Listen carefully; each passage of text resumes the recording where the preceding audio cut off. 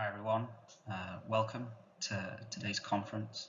My name is Matt Seal. I am the R&D lead for beauty and personal care in Unilever Vietnam. Today I'm here to talk to you a little bit about our sustainable packaging journey, in particular the road we've been on so far, as well as some of the future challenges that Unilever and many of its partners face. For those of you who don't know a great deal about Unilever, a large number of brands, over 400 brands, serving 2.5 billion consumers every single day. For those of you who will be familiar with some of our biggest brands, Omo, Dove, Ben & Jerry's, Lipton. We also around 160 years old, so been around a long time, started in the Netherlands and in the UK, and spread globally into 190 countries with 170,000 employees. We have 8 R&D centres globally, focusing across beauty, personal care, home care and foods. And in particular, one of the things that Unilever is extremely involved in is its role within the plastic and the footprint that it makes because of its plastic as part of the product journey that we have. If you understand today, many of you will be familiar with Unilever brands. And therefore you will be also aware that plastic packaging is a common part of what we use and is a common part of FMCG generally. In fact, you'll know some of the staggering statistics present. 500 million tonnes of plastic produced annually worldwide, generating significantly more plastic than we ever did before. And those of you will also be familiar with the statistic that by 2050, the expectation is there will be more plastic than fish in the ocean, including significant amounts of plastic in kind of centralized garbage collection areas in the ocean. So given this huge environmental challenge, both in the oceans, in landfill, and within our day-to-day society, how can we reduce this pollution? How can we turn plastics from something that is a single use, no return to value, to something that becomes consistently value seeking and something that we can ensure is closed loop from our day-to-day business. Now, when you enter this problem, you realize that the problem is significantly complex. There is not one person to blame, not one person to fix this. And in fact, there are many different stakeholders here, each with a slightly different interest in solving the problem. So you'll be aware, obviously, Unilever and many others have a manufacturing interest. They are, after all, the makers of the bottles or plastic that we see on a day-to-day basis.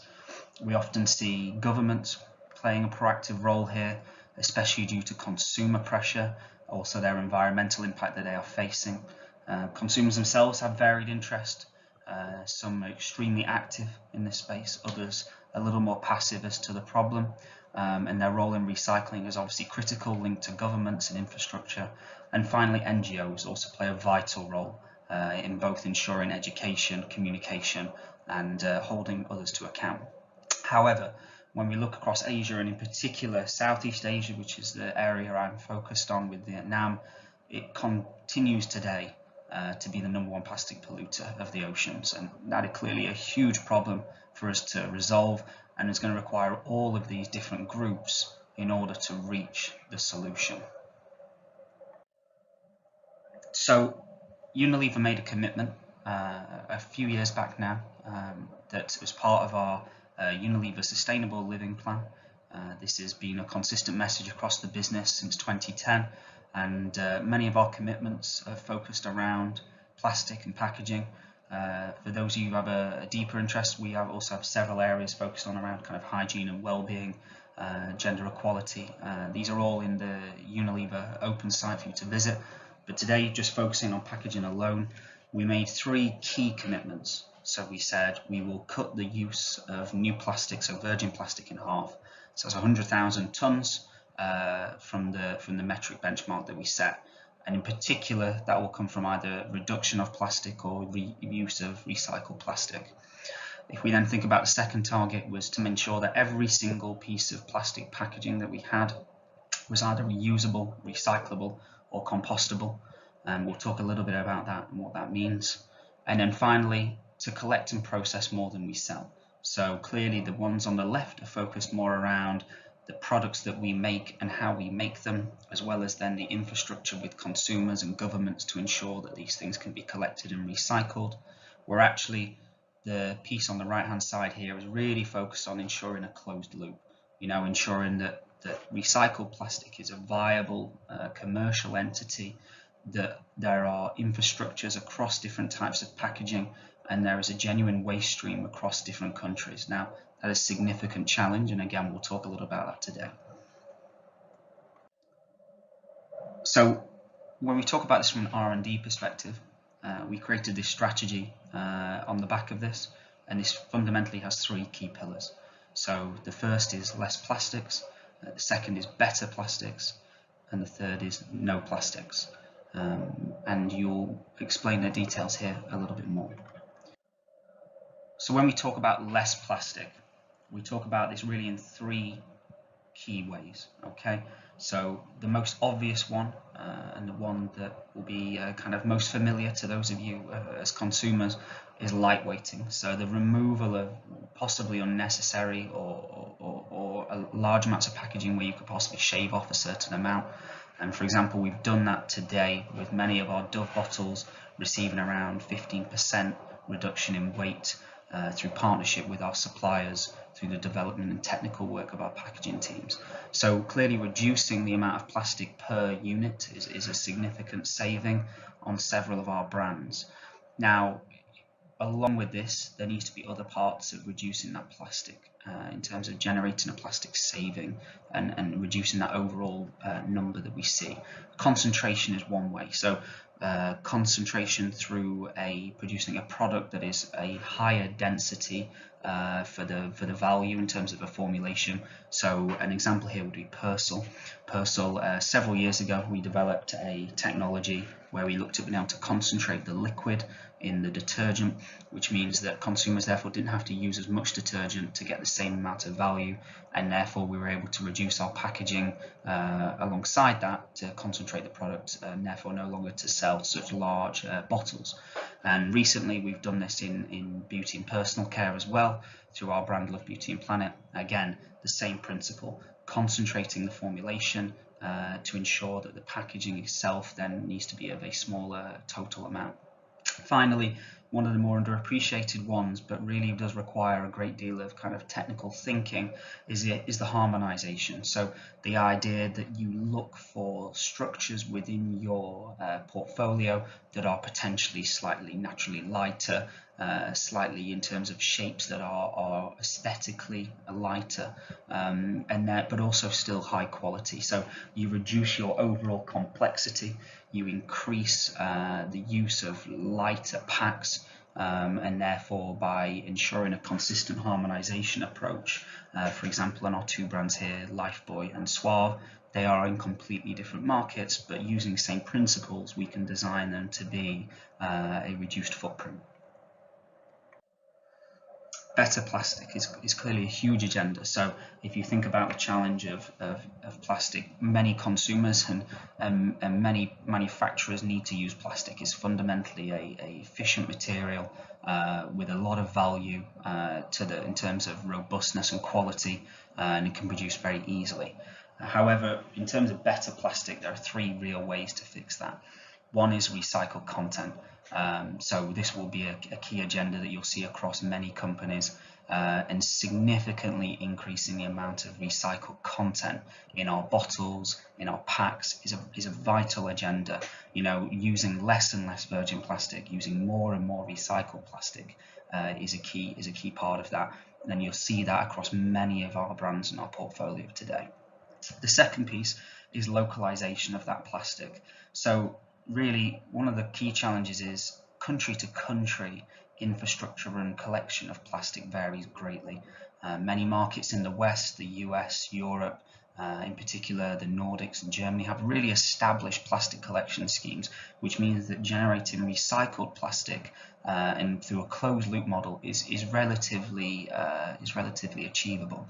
However, when you move further east, and in particular D&E markets, developing and emerging markets where infrastructure may not be there may not be a collection mechanism established between consumer to collector to recycler, localization and building local capability is really key. So not only is that about building capability of a country, but also about building local capability. Therefore, you should not be really importing plastic from different markets. That clearly is not not the right thing to be doing, and therefore the local production of recycled plastic is a key agenda for us. And finally, when we talk about recyclable, this is clearly a critical agenda for us, and therefore ensuring that as many packs as possible are as recyclable. Now, some of these structures are naturally quite recyclable, so you think about things such as plastic bottles, HDPE, PET. For those who are interested in the beverage industry, you imagine a Coke bottle or a Pepsi bottle. These companies will obviously use PET, and often they have established waste collection streams as a result due to their volume. However, certain packs are slightly harder, don't necessarily have an inherent value. So delivering things such as films, certain types of plastic material that aren't so easily collected, much more challenging, and therefore you have to ensure that you're building the infrastructure and collection capability as well as thinking about your material choices. A prime example of where we're at today is the development of a mono-material single-use laminate. So for those of you who are familiar, many consumers in South Asia and Southeast Asia use sachets. So these are single-use, often shampoo or detergent that the consumer can use at a very effective value for them and convenient size. However, traditionally these materials are not made of single materials, they're made of multiple plastic materials, which means them increasingly difficult to recycle. Here in Vietnam, for example, we've developed a single material sachet that is enable us to hopefully deliver more recyclable packs to the marketplace. And this is a type of ongoing commitment that's going across multiple business sectors. And finally, when we talk about plastic, the obvious goal is no plastic. And clearly, this is a really key agenda for us as well, and requires some really disruptive thinking about how we can solve this problem, working with lots of different people. There is obviously no plastic in the sense of moving to things such as card or board. We've done that recently in our brand Love Beauty and Planet. I showcased a little bit earlier. And this brand here has developed a shampoo bar that can be used with cardboard packaging, and therefore this is a great solution to completely remove the need for plastic within the value chain. The second option is to think about how you can partner with consumers and utilize in particular more digital approaches such as direct to consumer, so people who maybe buy a subscription, buy through application, buy through maybe some form of media content, and they may be able to buy a regular purchase of a product that can then be refilled by the manufacturer. And we do this actually in the USA at the moment with our Loop technology, so working in partnership with Loop, and Unilever therefore looks at things like deodorants on a repeatable purchase model with the consumer. They can send back this reusable pack, we will then refill it and then send it back to them. So a really good model for thinking about really high quality packaging that lasts. And finally, refillable. And this again is about going back to that kind of, we call it like the milk bottle model. For those of you who are used to it in Europe, where you would have something you would go and deliver, somebody would then refill that for you at a central point and then go back and collect it again. So again, the scale of these is often the challenge, but certainly really exciting opportunities for big cities where you can go and take your bottle, a permanent bottle or even a normal bottle, refill it with whatever product you want, and then take it back home, giving you a really nice opportunity for choice at sale without needing to think about the packaging. Fundamentally, you need to understand the consumer here in order to achieve many of our goals. And so actually, you need to break the consumer down beyond just one consumer. We know that the consumer is increasingly complex, and therefore their demands are extremely different depending on the type of person they are, the journey that they're on in life, and their individual approach and ethics towards things such as plastic.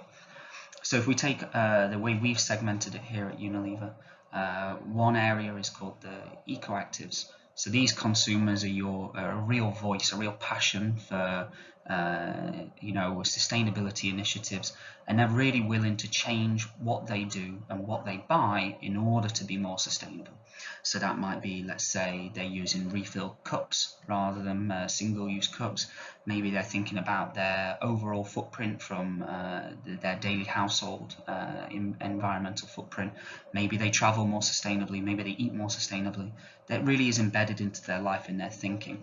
And these consumers are willing to change their life and their approach to life in order to be more ecologically and sustainably driven. And these consumers in particular are going to lean towards things such as no plastics. Fundamentally, those ecoactive consumers will correlate plastics not always as a good thing, and therefore no plastic is seen as a potential differentiator. Okay, and therefore less and better plastic, while still attractive, will not be that attractive compared to the no plastic unless there is a significant disruption versus the marketplace norm. Eco-considerers, so this is about very much the consumer who really does believe that sustainability is the right thing to do, but sometimes struggles to understand where can they make the most impact, what can they do, and really don't necessarily know sometimes about what is going to make the most impact and what potentially is just something that maybe they're being told to do. This type of consumer is actually open to a lot of different ideas. And in particular, one of the things that they talk about, these consumers, is around if it's very clear as to the benefit of this, and it's very clear that I'm still going to receive a high quality product, I'm willing to make that change. And therefore, it's often about understanding the communication and the quality here. And in particular, less and better plastic are great solutions, especially if you can really focus on delivering a big impact in that less and better plastic space. No plastic can be attractive also, but clearly, as we've seen from some of the examples here, no plastic can often require significant consumer change, which often challenges the performance standards that this consumer is used to. And finally, eco-dismissers. Now, this is your consumer who fundamentally says, I'm not sure, I don't believe there's an impact here, or I don't know my personal impact is very big, therefore I want to kind of proceed as current. Or maybe even they know the impact is there, but they believe the responsibility is not upon them, but on other people around them, such as manufacturers, such as governments. Now, this consumer is again willing to engage in less and better plastic solutions, but needs to ensure that their experience today remains the same. So therefore, ensuring that they see that either the same type of product or improved product versus before is going to help them make that choice and make them make that move without seeing a negative in their life. Now, this size of each consumer group changes significantly by country. Yeah, so there is not a one rule fits all here that this country is like this and this country is like that. So, and also consumers in different countries are going through rapid change, and so obviously the general shift you see is more towards ecoactives with younger populations that are more engaged. But this is not a golden rule, and so certain markets have a high number of ecoactives, where other markets really struggle with a very small percentage of ecoactives, and that again is part of the learning that we need to do country by country in order to develop the right products for the right consumer that's going to make the biggest environmental impact. As well as the primary packaging that we think about with consumers today, we also have to think about what goes beyond the primary pack. So actually, consumers don't really see so much of the non-primary pack. So the occasional consumer maybe sees something in a secondary carton, but tertiary packaging, shrink wrap, bulk labeling, the way we palletize packs, these are all really, really important elements of the footprint. So although the main use, and certainly within Unilever, is the primary packaging due to the products that we sell, again, there is still a huge impact to be had within secondary and tertiary pack, in particular things like flexibles and films, as well as paper and board, around how we can either source paper and board sustainably, or how we can ensure that our film is recycled or reused, or even reduce it altogether. So really critical role, and sometimes these are sometimes easier impacts because the consumer does not need to necessarily be adjusted to these changes, okay, but really important nevertheless. And when we think about this, the overall goal here is circularity and a circular economy. So this is not a single approach of one manufacturer saying, okay, we need to do these things to our packaging and everything will get fixed. As I alluded to a little bit earlier, actually, a lot of the challenges are not always consumer facing. Infrastructure, either from suppliers or from governments in terms of the infrastructure and collection. Not even sometimes is it government role, maybe it's even local council, local, city to city variability. How to ensure reliable collection and segregation of waste, again, not an easy challenge. How do you ensure that waste delivers a value to somebody? I think one of the greatest learnings that we've certainly had is that, waste and collection and segregation can be there if somebody has a benefit of that. So ensuring that people are paid, ensuring that there's a benefit to them financially to do this or to set up businesses involved in this is really critical to Unilever's partnership going forward. And therefore you start to build that collection and segregation waste stream, which then allows you in turn to kind of clean, to ensure there's a kind of wash process to collect that waste, to tidy it up, to enable you to recover the value of that, depending on whatever plastic it is or whatever you're trying to recover. Obviously, the overall goal is increasing the amount of recycled and recovered materials reduces our dependence on raw materials from non-renewable sources.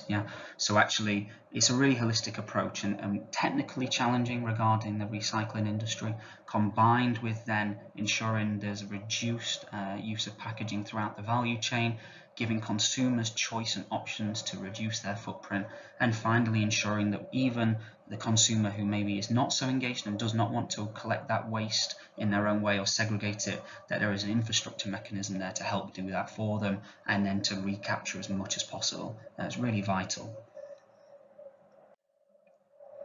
I think within the context of Southeast Asia, in particular, there are kind of three real commitments we've been focusing on here. One is a really strong commitment to plastics in the ecosystem. So this is ensuring that we're really saying we're going to make long-term plans to deliver value through plastics that ensure circularity. So this is not a kind of do one element and don't do the others. We have to ensure that you're fully invested with your people, with your time, and with your leadership to fix all of these different elements. And as I alluded to already, it really also thinks about the plastic type in the country with the challenges there. The second piece, a little bit to the point I mentioned about developing kind of value and an economic solution to this, is by Unilever taking responsibility to create demand along with several of its other partners for recycled resin, for recyclable materials. That in turn helps make that change. If you can start to generate a business model for this, then therefore it becomes much more repeatable.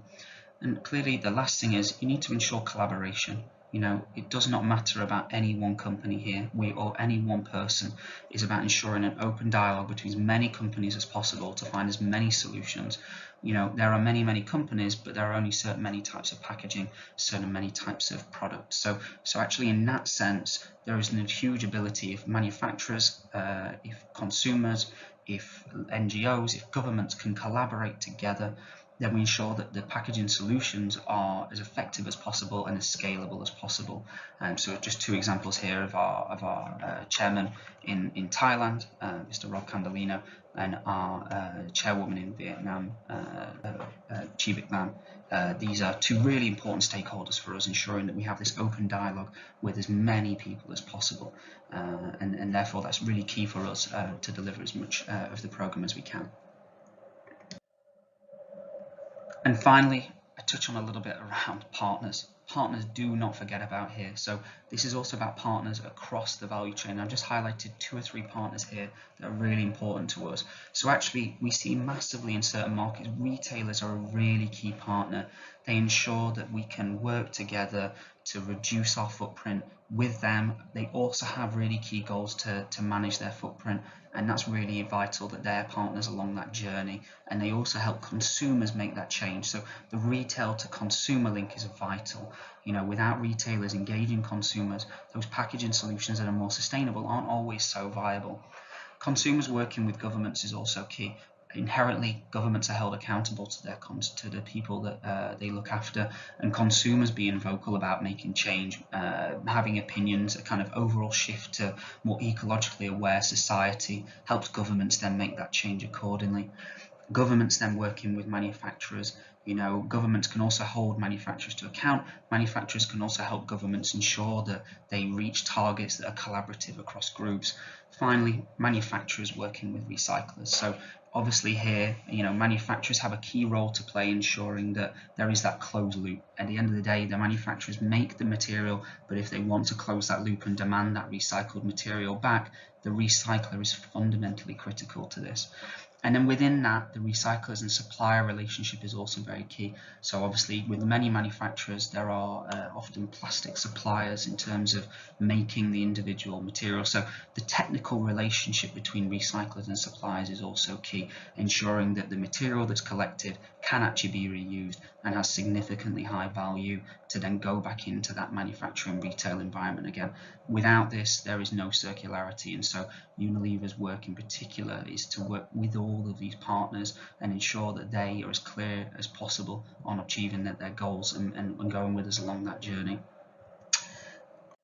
And finally, for me to end today, I think we can all make a difference, and so you can make a difference, Unilever can make a difference, all play a really vital role. And in particular, I thought one of the quotes from Sydney Smith here that's great: it is the greatest of all mistakes to do nothing, because you can only do little. So we can all do a little, and in particular, the key part is ensuring that within Unilever and ethos that people can all do their part, and certainly that's one of our key goals going forward. Thank you very much.